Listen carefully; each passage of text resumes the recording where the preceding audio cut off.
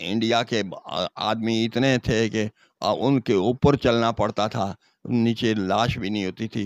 कि ठीक है, बहुत मौतें हुई इंडिया की, बहुत मौतें हुई, सिविल की भी, तो फौज की भी, तो पाकिस्तान की भी मौतें हुई हैं फौज की, लेकिन कम हुई हैं। जो को बूढ़ा आदमी था या बुढ़ड़ी आदमी थी, वो कुएं में फेंक दिए उन्होंने, या नहर में फेंक दिए, या कहीं छोड़ के भाग गए। मतलब है कि हमने उन बुढ़ों आदमियों को या बुढ़ड़ियों को कुएं में से चारपाइयों के ऊपर वो गिरी हुई थी, तो हमने उनको भी निकाला कि ठीक है, उन्होंने हमें वास्ता दिया कि आप मुसलमान हैं, तो आपको कलमे का वास्ता है कि ठीक है, हमें कुएं से निकाल दें। हमने कुएं से भी निकाल दिए। जो मतलब मजबूर आदमी था, बुढ़ा आदमी था, या गोलियां लगी हुई थी, या जख्मी था, हमने उनको कुछ नहीं बोला। हमारे साहबों ने कहा था कि किसी मजबूर को तकलीफ नहीं देनी। नाजरीन, मैं हूं आपका मेज़बान फ़िदा फ़ारूकी और आप देख रहे हैं रियल पाकिस्तान। आज चूँकि 6 सितंबर है और 6 सितंबर का दिन हमें बहुत से शुहदा की और गाज़ियान की याद दिलाता है।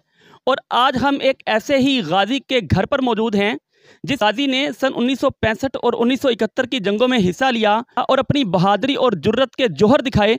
और इस बहादुरी और जुर्रत में उनके पाँव पर ब्रेस्ट लगे और उनके हाथ पर ब्रेस्ट लगे, उनका एक पाँव भी शेल हो गया और उनका एक हाथ भी डैमेज हो गया। और फिर चीफ ऑफ आर्मी स्टाफ की तरफ से, पाकिस्तान की आर्मी की तरफ से उनको तमग़े जंग, सितारे हर्ब और गोल्ड मेडल दिए गए। आइए मिलवाते हैं हम आपको ऐसे गाज़ी से, उनसे पूछते हैं कि ये जंग स्टार्ट कैसे हुई और इस जंग में हमारे कितने आर्मी के जवान शहीद हुए और कितने गाज़ी बने, क्या हालात थे, क्या वाक़यात थे। जंग से पहले के हालात डिस्कस करेंगे और जंग के बाद के हालात उनसे डिस्कस करेंगे।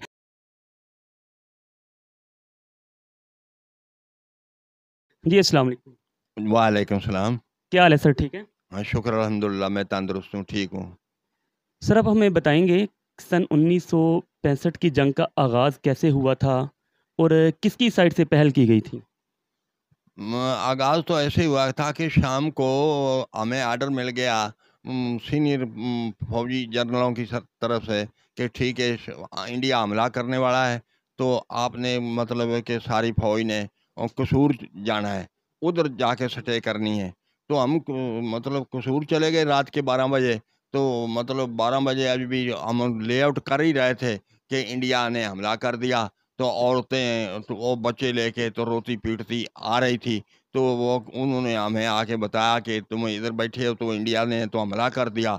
बस फिर हम भी आगे से शुरू हो गए। पहल है वो इंडियन साइड से हुई। इंडिया ने की, तो बस फिर हम अच्छा, आप बताएंगे, आप बता रहे हैं कि इंडियन की साइड से हमला हो गया और औरतें आ रही थी बच्चे लेके, तो आपने कसूर का जो करीब तरीन एरिया थे वो आपने खाली नहीं करवाए? जो देहात थे, जो एरिया थे। यहाँ तो टाइम ही नहीं मिला किसी को।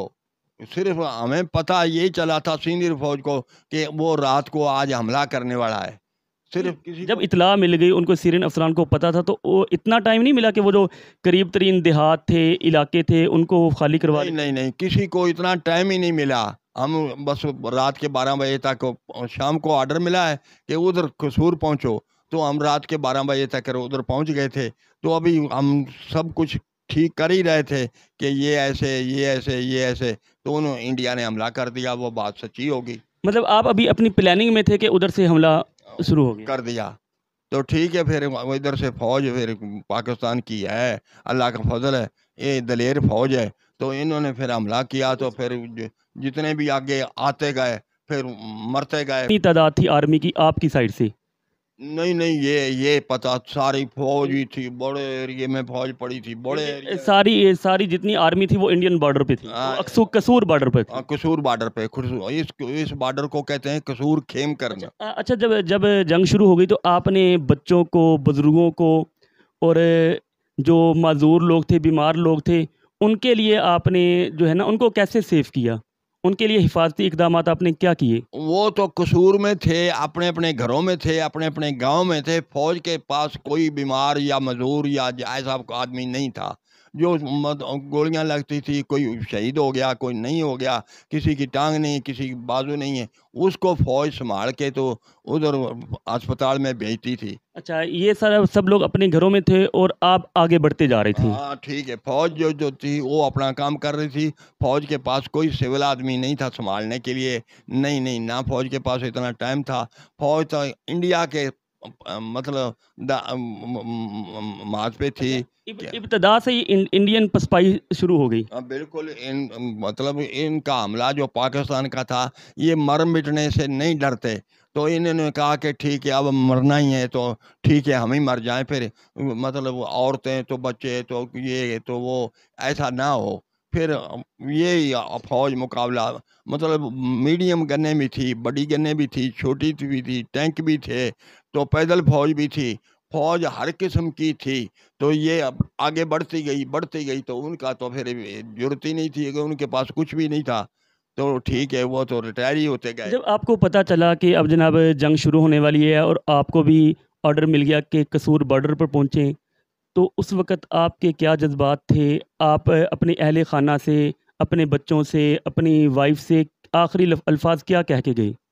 नहीं, हम तो फ़ौज में ही थे उस वक़्त, अच्छा। ना हमारी बीवियाँ पास थी, ना माँ-बाप पास थे। वो माँ-बाप कहीं दूर थे, तो हम तो उस तो वक़्त किसी बात की बात कर ही नहीं सकते। कोई ये टेलीफ़ोनिक रब्ता नहीं था घर वालों से, नहीं, फैमिली वालों से? टेलीफ़ोन होते ही नहीं थे उस वक़्त। उस ज़माने में सन 65 में टेलीफ़ोन नहीं होते थे। किसी बड़े आदमी के पास जो मियाँ अताज जैसा था या माणिक के जैसा था, बड़े आदमी के पास होता था टेलीफ़ोन, लेकिन छोटे आदमियों के पास टेलीफ़ोन होते ही नहीं थे। आर्मी के क्या जज़्बात थे? या मर जाना है या मार देना है बस? बस आर्मी के तो यही जज़्बात थे कि ठीक है, हमारे मुकाबले में ना कोई आर्मी है, तो ना होगी। हम ना रहेंगे, तो ना अगला रहेगा। सिविल्स लोग आपके साथ कितने मिले जो करीब तरीन जिहा एरियाज़ में थे? कोई आम लोकल अफ़राद भी आपके साथ शामिल हो गए सुना था? मतलब जंग में तो शामिल नहीं हुए, लेकिन जहाँ से हम गुज़रते थे, हमारा एक आदमी भी गुज़र था, तो उस वक़्त सिविल जो बच्चा भी था ना, वो भी कहता था कि मैं भी फ़ौजी हूँ।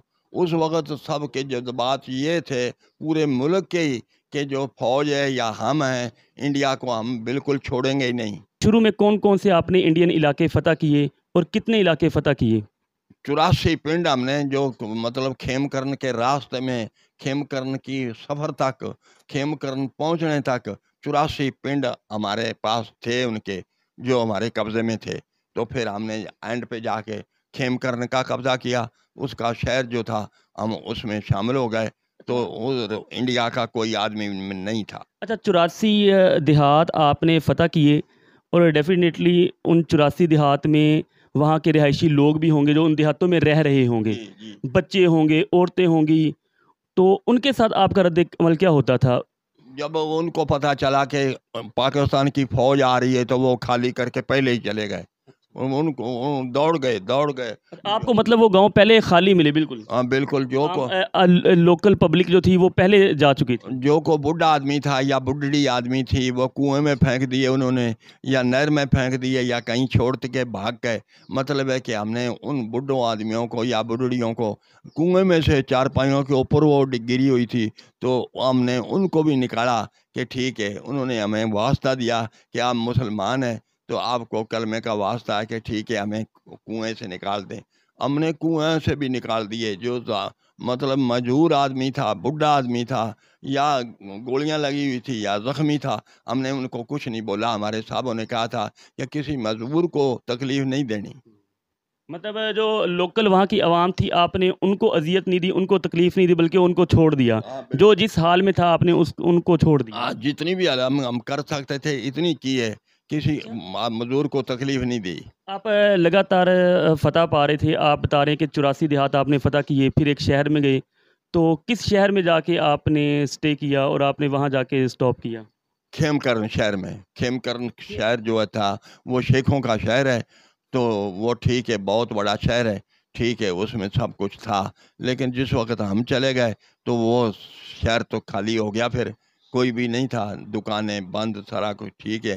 ताले हम लोगों ने ही फ़ौज के तोड़े, और उन्होंने फ़ौज का खंभा भी नहीं छोड़ा, तो बिजली भी नहीं छोड़ी, तो हर चीज़ पे काबज़ पाकिस्तान फ़ौज रही है। उनकी तरफ मतलब मुकम्मल पसपाई थी, बिल्कुल। देहात भी खाली और उनके आम आवाम से लेके फ़ौज तक सभी जा चुके थे। सभी जा चुके थे। लेकिन जब फिर राजी बंदा हुआ है कि अपने इलाके उन्होंने ले लिए, तो हमने अपने इलाके ले लिए। उस वक़्त हमारी सुलह हुई, तो वो नहीं, शहर आप बताएँगे जब आप शहर में पहुँचे, फिर आपसे आपको ऊपर से ऑर्डर आया कि भई बस आगे नहीं जाना बस? बस उस वक़्त से जंग, मतलब सारे पाकिस्तान की रुक गई। रुक गई जंग। हाँ, आप नहीं, जंग कैसे रुकी? ऊपर से आपको ऑर्डर आया कि बस अब आगे नहीं जाना? नहीं, ऑर्डर किसी को भी नहीं आया, लेकिन जब सियालकोट और पाकिस्तान के जितने भी बॉर्डर थे, सब पे हमले बंद हो गए, इंडिया से बंद हो गए, अपनी तरफ से बंद हो गए, तो फ़ौज खड़ी हो गई। फ़ौज ने फिर नहीं कोशिश की, कि जंग ही ख़त्म हो गई।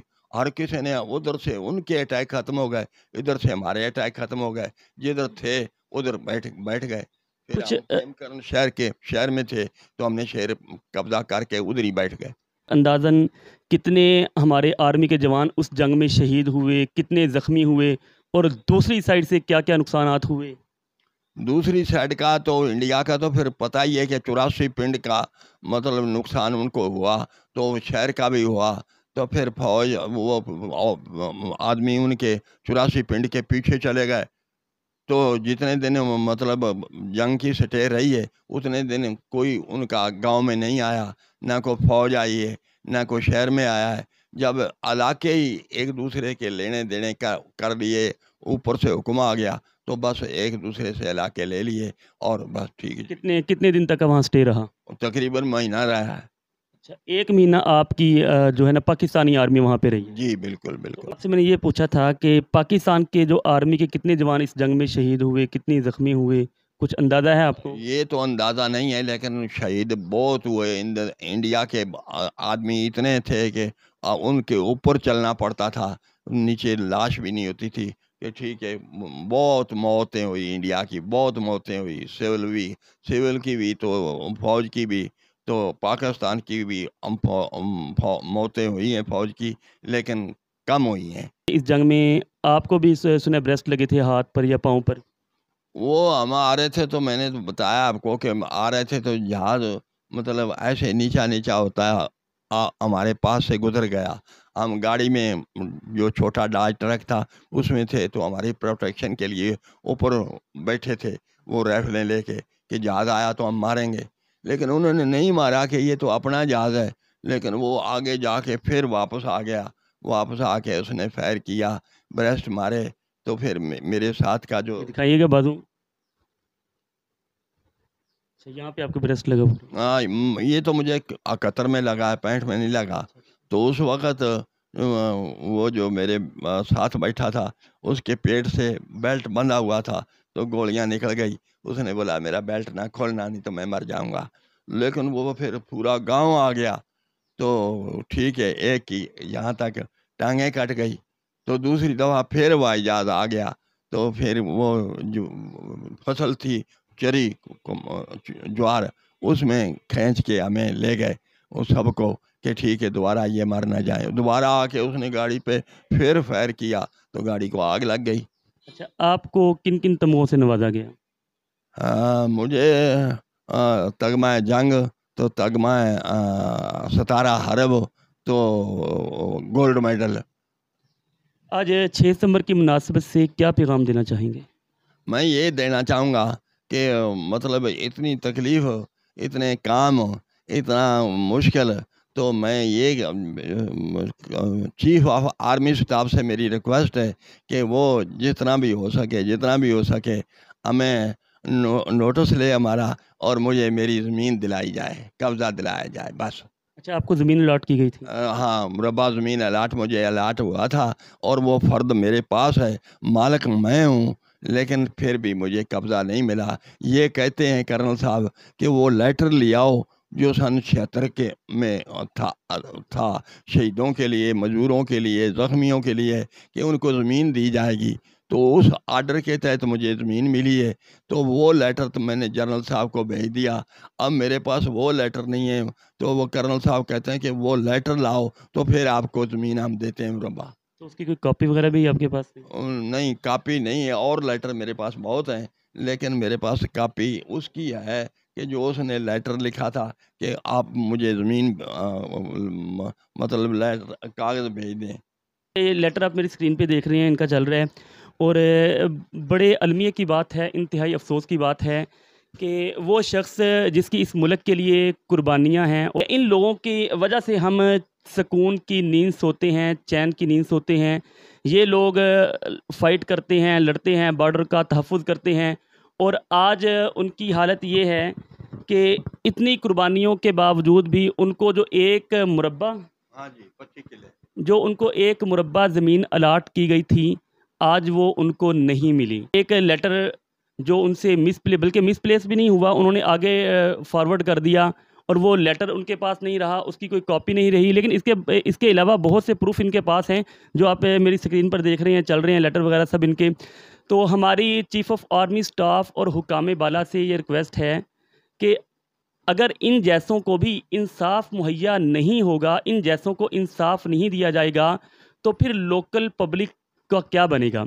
اور اگر آرمی کے جوانوں کے ساتھ بھی انصاف نہیں ہوگا تو مجھے بتاؤ جو نیو جنریشن جو آرمی میں جانا چاہتے ہیں, جو اس وقت آرمی میں موجود ہیں, ان کا مورال کتنا ڈاؤن ہوگا, ان کے حوصلے کتنے پست ہوں گے کہ اتنی قربانیوں کے بعد بھی صلہ یہ دیا جا رہا ہے کہ ایک مربع زمین الاٹ کی گئی, آج وہ بھی ان کے پاس نہیں.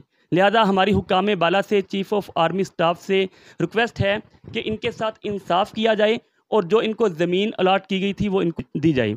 اسی کے ساتھ ہی میں اجازت چاہتے ہیں. انشاءاللہ نیکسٹ ملیں گے ایک نیو ویڈیو کے ساتھ. تب تک کے لیے اللہ حافظ.